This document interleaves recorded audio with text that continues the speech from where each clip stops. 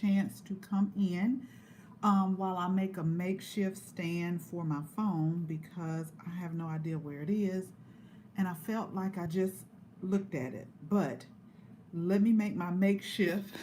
We're still, the show still has to go on. So let me make my makeshift phone stand so that I don't have to hold it and my hands get fatigued. So y'all just come in. I'll give everybody a few seconds. I just wanted to go over what we're planning for you, but make sure you stay to the end because I want to also talk about some things that may happen in your garden that you definitely want to keep an eye on. This happened to me. And so we're going to talk about it and we'll talk about what we're going to do. So let me, this is crazy, y'all. Let's see. I have got to kind of configure up something. I don't want it to be too high because we're both on Instagram and YouTube. If you know someone that needs this information, they're starting a garden, they're new to a garden, they want to grow, share this with them, tag them on Instagram, share this with them, make sure you like this video. And I guess I'm just going to have to hold it. So I won't be long because this is really like a really busy week for me, but I did want to pop on. So if you are not on our text message list, go ahead and text the word let's grow, LETSGROW to 474747. Text let's grow to 474747. That way you can be notified when we're going live. Hello Angela, how are you? Hello J Jewel Crafts, how are you? Hello Avocado Soldier, how are you? So text the word let's grow to 474747 and that way you'll be notified. Also, if you have not downloaded the 5 Tips to a Flourishing Garden, go ahead and download that. Totally free. It's like the, what do you call it? The boot camp, I guess, to starting your garden, or the basic training. That's what it is. The basic training to starting your garden. And what we'll also do, hello Urban Girl Gardening, how are you? What we'll also do is put just something up there, like if you want to get on our list, I'll make that on the back end. So that way, if you already, if you know someone who wants to get on the list, be notified when we're going live, they can just go online and do that. So this is what I wanted to talk to you about. The weather is really nice today. Like it's really, really nice. It's kind of fluctuating. Hello, Jewel, how are you? It's fluctuating, but it's very nice. I actually had to go outside with some of the fall vegetables that we are having and kind of put a shade cloth on there. And the reason why I do that is because with some of our leafy greens, if it gets too hot, they will start to bolt. And when you see them bolting, that means they're about to get ready to go to seed before they've even started to grow. So I put a shade cloth on there so that it will keep a lot of that sun on there. But the temperatures are fluctuating. Hello, Yankee sister, how are you? But I wanted to jump on quickly and just tell you some things that I'm still planting this week. Now, if you're new and you still have time to grow in the fall, on Instagram, we also have a download where it's like 15 cool weather vegetables that you can grow in your garden. You can download that, and it's still some fall vegetables. Some of them are really quick that you can still grow and enjoy. Same thing with flowers as well. I see a lot of mums are coming out. Hopefully the pansies will be out really soon. But this week, what we are going to grow, we're going to start some bunching onions. And then we're also going to, I had my list. I seriously wrote this down this morning. I'm like, you need to get these done this week. One of them was lettuce. Our collards are already growing. I need to pot those up. And then I know that the onions was one. Y'all know I gotta have my lettuce. Like you know I've got to. That's something that is like in regular rotation. The lettuce is just gonna be in regular rotations, but I did want to get some bunching onions in, and we also got regular onions as well. But this is what I wanted to share with you all. because I'm starting to put stuff in place. I'm starting to put things in the raised bed. We're starting to do stuff from seed. So if you remember, we made a video about the carrots that we planted in a container, and we were they were growing, they were sprouting, they were coming up. But this is some things I want you to think about. Is I'm gonna blame it on the squirrel. I don't know. It could have been a bird, but something has went in there and like dug not a hole, but it's like they were scratching around or messing around in there. And so now I probably have maybe like 6 carrots that I see that have sprouted. So it's like they just totally messed things up for me. But this is why it's important to like keep an eye on it. I mean, it happens, but this is why I always say I sometimes plant about 25% more than what I think I'll need. Now with the carrots, because it's a root vegetable, it really, I always like self-seed that, which is just basically putting it directly into my container, directly into the ground, directly into the raised bed. So I always do that, but I keep an eye on it. And good thing I caught it, because now I'm like, okay, you need to go start some more. They may be a little bit behind, but just by always checking on it. We just planted some new things. And so every day I'm checking on it. And some of the things I check for are pests. I make sure what we did was transplants. And we'll have a video of that later on this week. But we did transplant, and I noticed one of them like had a big bite.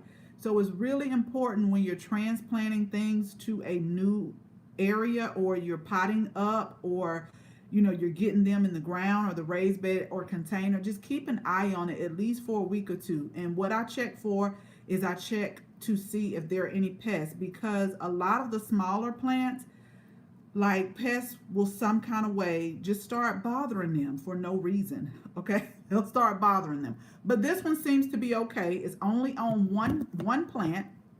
It's only on one plant. But I'm keeping an eye on it, because if I feel like pests are going to start, then I will either put an insect netting over it to see. That way I can kind of see, is it coming from the outside? Is it something inside? I've already went around the soil real good just to make sure, because we do have a bad slug problem and they will take some of our plants out too. But that's something to remember also. So 2 things that I do. If I'm starting from seed, like in the cell trays, I will try to do a little bit more than what I think I need. Now the carrots, there's no way, it was no way around that. I just kept an eye on it, and I said something has really messed me up here. For me, it's the squirrels. They dug in all of my freshly planted, yeah. And we have a lot of squirrels, and like I was telling my husband the other day, we're gonna have squirrels, because we have an acorn tree that sits right there. Now, the thing about it is, for the most part, they don't really bother. Like sometimes they'll go dig holes, and they're like digging holes to store their acorns in, and sometimes they will dig it in my garden.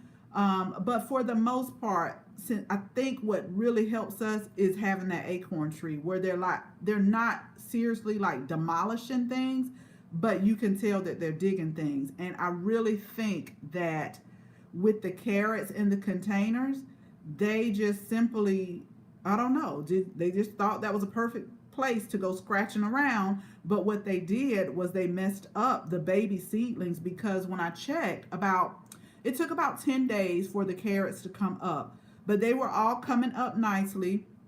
On the video, I like to use the carrot tape for some odd reason. I don't know. It's just easier. But now I'm just going to go back to where they were and just fill that in. And like I said, it'll probably be about a 2-week difference, but I still want to go ahead and get them growing. And then another thing too is you want to monitor the moisture, especially when you're doing the direct seeding. Like I'm going to have to really monitor this week, because we're getting back up in the temperatures. Like it's going to be a little bit warmer this week. So I want to make sure that I'm keeping that area where it doesn't dry out, so that those seeds can germinate.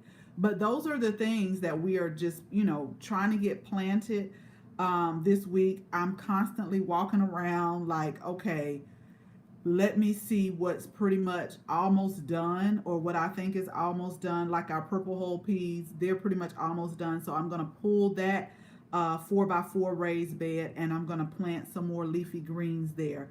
But they're still small. So what I'll do is I'll leave them open at first, and I'll just continue to check. But if I see where something's going on, something's eating them, that's when I go in and I'll either like cut them, cover them up with the insect netting.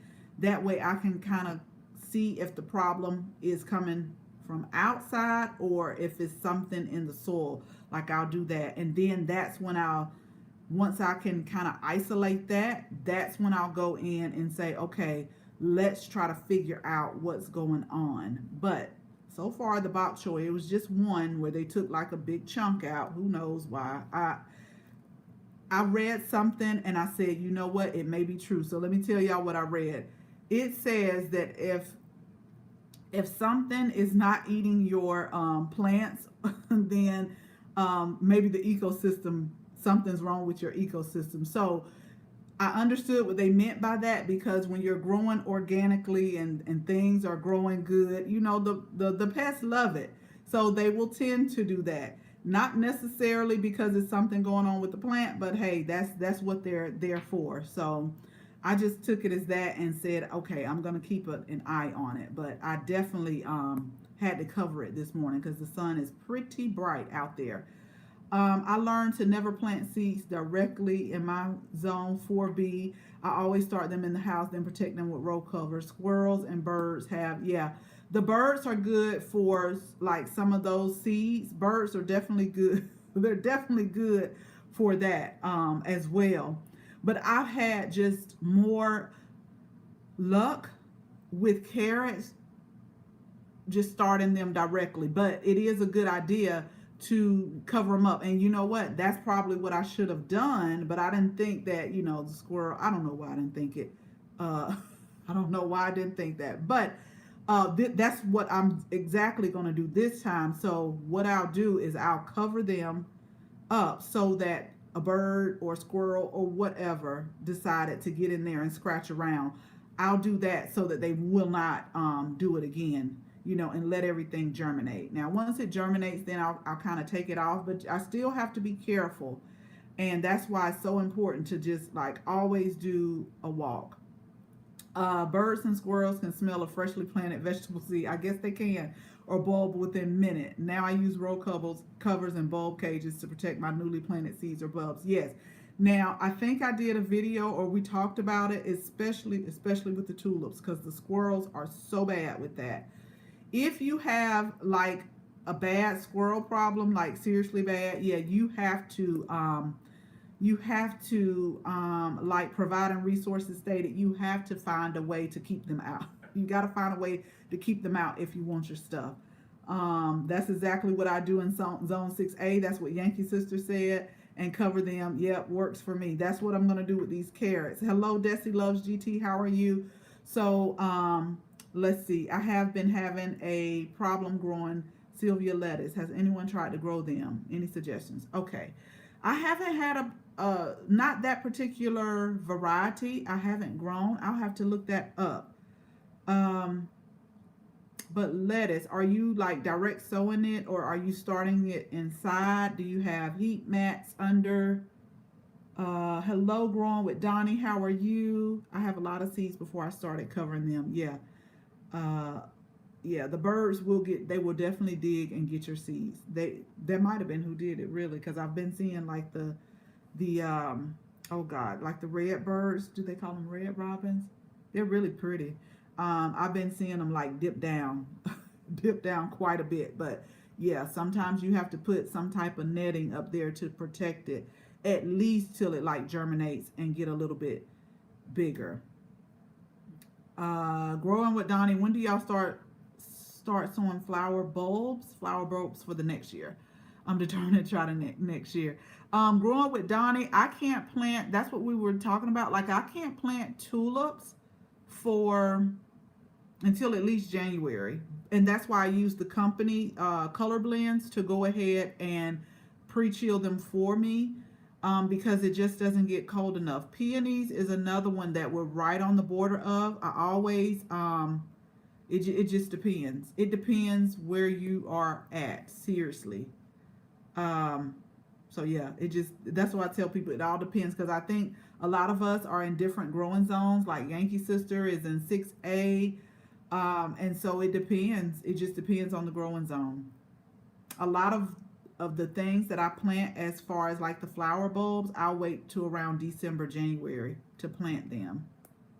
But they do have them out. Like our garden center has like so many beautiful flower bulbs that are out right now, including like the amaryllis. A lot of people force those inside for the holidays. The paper whites they'll force inside for the holidays. Um, let's see, direct sowing. So lettuce, yeah, direct sowing. Direct. Okay, so you're starting them straight. And how many days has it been since you did it? Because I've noticed that lettuce, since it's more of a cooler weather, like I will start them on the heat mat, but as soon as they come off, since they like the cooler weather, I will try to like just move them off to the side and just give them like just the lights because they're a cooler weather. But um, I don't know. I'll have to look that lettuce up and see because I'm not sure. Because normally it takes about maybe like 3 to 5 days for the lettuce to start to germinate. Now another thing too is lettuce. You don't want to cover it too deep because they do like some light for germination. So you don't want to plant lettuce too deep. Like seriously, a lot of the lettuce I'll soil block, and that's those little blocks, and I will barely cover it because I know it likes a lot of light in order to germinate. So that's another thing I always say, like, how deep did you plant your seeds? Because lettuce is one of those ones that you do not want to plant too deep. Let's see here. Hello, Melissa. How are you? Hello, the Green Chapter PY. Hello, the stay at home life. How are you? I have a black thumb when it comes to house plants. We did a poll yesterday with the house plants. What you have to do, Jewel, find you some ones seriously that you know how people say it's like almost impossible to go wrong with. I always suggest, I don't know the name, but they're like a trailing plant. I know my mom has it and she's gave so many people cuttings. I've noticed for inside the peace lily. Like this peace lily in this dining room, that's the best plant ever. Like it I've had it for years and it doesn't like a lot of light, doesn't like a lot of, coddling, and it'll pretty much tell you when it needs water. Now I do try to give it water before it flops over, but it comes right back. But a lot of times since I don't walk in the dining room a lot, I'll look in there sometimes and it's like, okay, it's time to water it. But just find you some easy ones, make sure they're in the right place, and ones that are like not really fussy. That's what I always suggest. Um, Let me see. Good to know. I'm going to look it up with extension, see what they say. Okay. Yeah, so Growing with Donnie says they tend to just sprinkle their water. Um, yeah, Growing with Donnie. A lot of the bulbs are out now. Now, a lot of people here where we're at in coastal Georgia, like they will take some of the, like we do with the garlic here, like they have enough space in their refrigerator or they have a separate refrigerator, so they'll take some bulbs and they will put them there for about 8 to 12 weeks and then they'll plant them out. Now if you have enough space, you could definitely do that. Like I just I don't know, I just have to I just had to tell Color Blends, just pre-chill it for me and just send it out. Just send it out. But I would like a separate space for that if I could, so that I would be able to have more bulbs. But I had ordered one year like over 400 bulbs, and I knew I didn't have enough space for that. I have my area ready to plant very soon. Yep. Okay, so Growing with Donnie again. Yeah, just kind of sprinkle it and water it in. You really don't have to. You pretty much, yeah, lettuce, you almost don't even have to cover it. Um, Let's see. I'm going to look up, see what they say. I might do some road gardening. Yeah. Hello, C. Thomas. How are you? My purple butterfly flowers are doing great, and I have dried many. Oh wow! Can I make? Oh yes, Yankee sister. I do that all the time. Like I am in here mixing whatever, like whatever I feel like, and that's why I'm trying to really, really, because I've had some family members testing out some of our teas, and I'm really trying to write down the combinations that I really like. But let me tell you, when it comes to the butterfly pea flowers, I will definitely mix them. And I do like to mix it because if you notice, Yankee sister, the butterfly pea flowers alone, it has a really earthy taste. And so, like a lot of times, I'll put some lemongrass in there. I'll put some, um, I'll put some nettles in there. If you put hibiscus in there, it'll change the color. Also, I love seeing it turn blue and then taking the lemon juice and then turn it pink. I don't know why that just amazes me. And just in case y'all are like, what is she talking about? So earlier this year we had butterfly pea flowers for sale, but if you look it up, you can use it in teas. A lot of people use it to color their foods. It turns blue, but then if you take lemon juice, it will turn pink. But it has a lot of different qualities, medicinal qualities. Is known to do a lot of things, but I just like it. And so we grow it and we grow it every year. I'm going to wait a couple of more weeks and then I'm going to start letting it go to seed. So hopefully we can have some more next year. So what I'll do is I will put another link maybe on my Instagram profile to like get on the waiting list because we seriously sold out in like a day or two and I had to go in my reserve. And so we sold out of that too. But I'm glad to hear that they're doing well. But they're so pretty. It's just like a beautiful blue. Let me see. Yeah, I mean, it's very earthy. So yeah, I will probably say you can compare beets to it. It's not a bad taste at all. Um, but it is earthy. It's like you would. I like to mix it, but I like to mix all of my teas. Rarely will you see me just mixing one type of herb, unless it's maybe something like chamomile. Like I may do that by itself, because it's good. Like when you grow it and pick it fresh, it really smells like apple, and it's really good, very good. Let's see. I have seeds for my lettuce, but chose to buy the plant since I was planting late in the season. Let me tell you, Melissa, I'll do that a lot. Like if I feel like I'm getting behind and the garden centers have the starts, I'll just say, you know what? Let me just do it this way. Let me just do it this way and just let it be done. I will. I'll admit I'll do that a lot. I have plenty of seeds, but sometimes that will happen if I feel just like I'm behind the power curve. Acids to alkaline. Yes, yes, yes, yes. It's amazing. I love watching the color of that tea change. When do you start the butterfly pea flowers? So I started them inside last year around March. But remember, we're in zone 8B. They are a heat loving plant. They love the heat. They're still growing now, but I have noticed that the cooler it gets, and Yankee sister, you let me know this as well. The flowers get a little bit smaller, still usable, but they're starting to get a little bit smaller. But they do love they like the heat. So I started them in March, put them out. Then they'll start growing. You definitely need support for them, but they'll like take off in no time. But now they're starting to just not necessarily slow down, but I noticed even last year when it gets a little bit cooler that the size gets a little bit smaller. This isn't related to the top at all.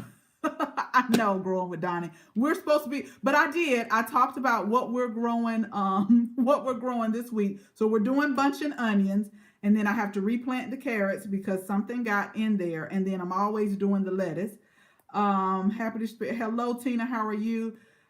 So that's what we're doing this week, and I wrote it down this morning. Always, I don't know about y'all, but for me to stay on track, I have to write stuff down. So it's not necessarily that I'll get it done today, but I always like to go back and look and say, okay, what did I say I was going to do for the week? I have to have a checklist and I have to mark it off. And so we're going to redo the carrots, we're going to do lettuce, and we're going to do bunch and onions. But the carrots, I'm just going to like just fill in whatever dug in there. We're just going to fill in where they left off. I'm buying a lot of starts this fall. I just felt too behind. And that's and it's like that. And you're right, growing with Donnie. So a lot of times life happens, things happen, and so just as long as you're still growing. And exactly what you said. What I'll do is when, around December comes, I'll start really planning, hey, what I'm about to do for the spring, because a lot of the things we have to get started. If I want to get a jump start on the spring, we get started in January with planting seeds inside. And I'll tell you this, a lot of things like right now, um, the grow room, all the racks are filled. So I'm constantly hardening off and trying to start more. But even when you run out of space, sometimes you just have to do what's best for you. But as long as you're growing, to me, that's all that really, really matters. I had them trellising on a hoop over purple whole peas and they got tangled. Yeah, let me tell you about the purple whole peas. Now, when I planted those, they told me they were like a bush pea, which means they don't trail. Why do I have trailing purple whole peas? And I was gonna put, a lot of times I'll go back to the company that I ordered it from. Like a lot of times I like to put my review on there because it was one plant that I grew, and one lady said that she had a lot of leaf growth but not a lot of blooms. And I found that to be true. But now with this particular plant, it was like the black eyed Susan vine, but it was the one that was like a pastel color. But I'm noticing now that since it's fall, now the blooms are starting to be on there, which tells me, okay, next year, start that earlier inside because it prefers maybe like a cooler temperature like spring or fall, but during the summer, it just gives you a bunch of leaf growth. Like I like to go and do like reviews on that. Hopefully it will help others. And all of those things I write down in my garden journal. And then I also look at what other people say because that helps me to know what seeds I want to order as well. So that is something so good. But I'm telling you, the purple whole peas specifically said they were a bush pea. And now, not all of them trail, but I noticed some of them, like they started wrapping around like our solar light for some odd reason. And I said, now this is more of a pole, like where you have to support it. But yeah, I bet they are beautiful. Oh, I understand growing with Donnie. And I appreciate you saying that because y'all know I will get off topic in a minute, but I'm trying to go through the comments and stuff. But sometimes I need that. You got to pull me back in because I will go off topic in a minute. Germinating a second set of brassicas outside again, and they have started growing. Yes. This time I think they love the cool nights. Yes, they do. I can't wait till I always like with the brassicas, especially with my collard greens, is when they get that little touch of frost, just a touch. I never understood until I started growing my own what people would say, like you'll have like a sweetness to it or something like that, because I just thought collards were collards, I'll just be honest. But once I started growing my own and I got that touch of frost, I said, okay, a lot of things when you start growing, people will have said different things about it, and you at that time you just don't understand. But once you start growing it and you see what they're talking about, you're like, okay, this is what they were talking about. I love when they, all the greens are good when they come out the garden, but I just like when we get that little touch of frost on there. I'll specifically, if we get a touch of frost, go out there and pick collards and like cook them that same day because I know they're going to be good and I know they're going to be tender. But I'm still listening. Yes. Thank you all who are just listening in. I appreciate that. I want to go through the comments really quick. I I need a nice herbal tea for pain. Let me tell y'all. Now, Jewel, I want you to look up stuff. I want you to look stuff up. I always have to say like helps or aids or something like that. But I just, my mom and my aunt, they just left this morning, and I gave her some turmeric that we grew and we dried because she was saying about her like knees and stuff like that, and I said turmeric is known. I have to say known for arthritis, known for aches because it's like an anti-inflammatory. So I'll do like turmeric tea and just mix that with something. But turmeric is also good too. Even if you want to take the turmeric pills, the only thing I tell people is just always make sure that black pepper is in the ingredient with the turmeric. It helps with absorption on that one. And then I know turmeric is really good for pain. Um, I don't holy basil, y'all. That's like a go-to. It's really like it really helps like calms you down, stress. They consider it adaptogen, but we are going to. I'm going to specifically, if everything goes right, just start. I want a specific place for a tea garden, just specifically, just growing stuff for tea. Do I have a recipe, Melissa? I am starting to write things down. I don't have a recipe like sometimes I'll go out in the morning, I'll cut a piece of lemongrass, and then I'll get some holy basil, and then I'll get some hibiscus off the tree. Like I will, it just depends. It really, really like just depends. But now that I'm letting people start to taste it, I really am starting to put down what I'm using. And it always depends on like if I'm using dry versus the fresh. Because fresh has more water in there, so I have to use more than if I do the dry. But I'm working on it, y'all. I'm telling you, I'm working on it.